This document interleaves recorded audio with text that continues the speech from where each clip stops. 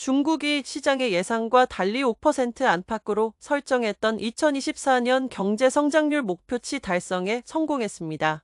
특히 지난해 4분기 성장률이 5.4%로 6분기 내 최고치를 기록한 것이 연간 성장률 목표치 달성에 큰 역할을 했는데요. 9월 말 등장한 전방위적 경기 부양책이 성장률 목표치 달성에 결정적 이유가 됐습니다.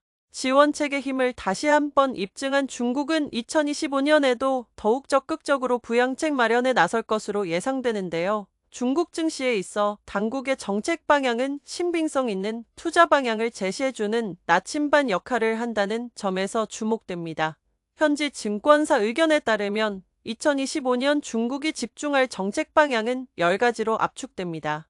2025년 중국 중앙 재정의 지출 정도가 역사적 신고점에 도달하며 중국 재정 적자율이 역대 최고치인 4.0%에 도달할 것이란 예측이 나옵니다. 초장기 특별국채와 지방정부 특별채권 발행 규모도 더욱 늘어나며 올해 신규 발행될 지방정부 특별채권은 4조 위안을 넘어설 것으로 예상되는데요.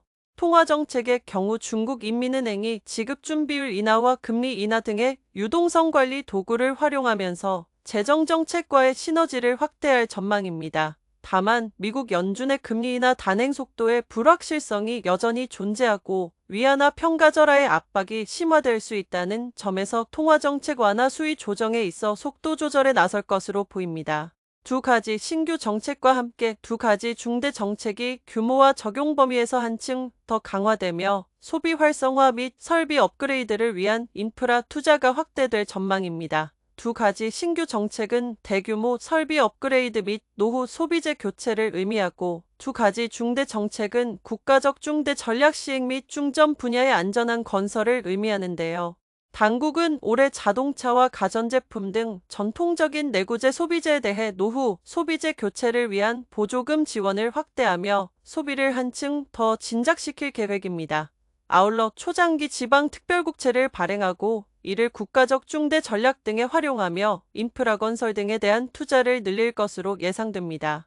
신품질 생산력으로 표현되는 과학기술 혁신 기조가 가속화되는 과정에서 2025년에는 최첨단 제조업 투자가 더욱 확대될 전망입니다. 신품질 생산력 키워드와 관련한 고성장 산업으로는 유인주행 또는 무인자율주행 항공기의 저공 비행을 견인차로 하여 연계산업의 발전을 이끌어내는 경제를 지칭하는 저공경제와 자율주행 산업의 발전을 이끌 정책적 기반인 차량도로 클라우드 일체화를 꼽을 수 있는데요.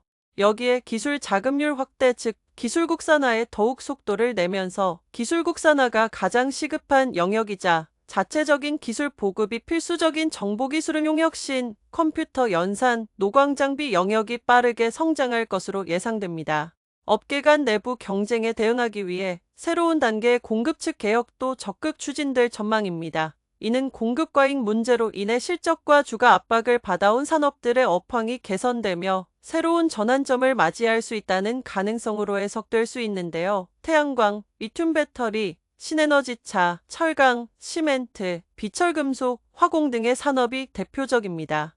2025년 데이터 응용이 본격적인 시행 단계로 진입할 수 있을지도 관전 포인트가 될 전망입니다. 스마트 제조, 스마트 농업, 비즈니스 무역 유통, 교통운수, 금융서비스, 과학기술 혁신, 문화관광, 의료건강, 응급관리, 기상서비스, 스마트 도시, 친환경 저탄소 등 12개 영역이 주목됩니다. 부동산 시장 활성화를 위한 지원책 마련이 지속되는 가운데 주택가격 안정화는 2025년 부동산 정책의 전제 조건이 될 것으로 예상됩니다. 중국 당국은 부동산 가격 하락 중단과 안정화에 더욱 집중하고 토지와 상품주택 매입 비축 강도를 높이며 부동산 기업들의 자금 흐름을 안정화하고 부동산 리스크가 금융기관으로 확산되는 것을 방지하는 데 집중할 전망입니다. 2024년 중국 자본시장의 트렌드로 자리 잡은 기업 간 인수합병 및 구조조정 움직임 또한 2025년 지속될 것으로 보입니다. 특히 국유기업 개혁과 맞물려 중앙국유기업의 경쟁력 제고를 위한 인수합병 움직임에 주목할 필요가 있다는 진단이 나옵니다.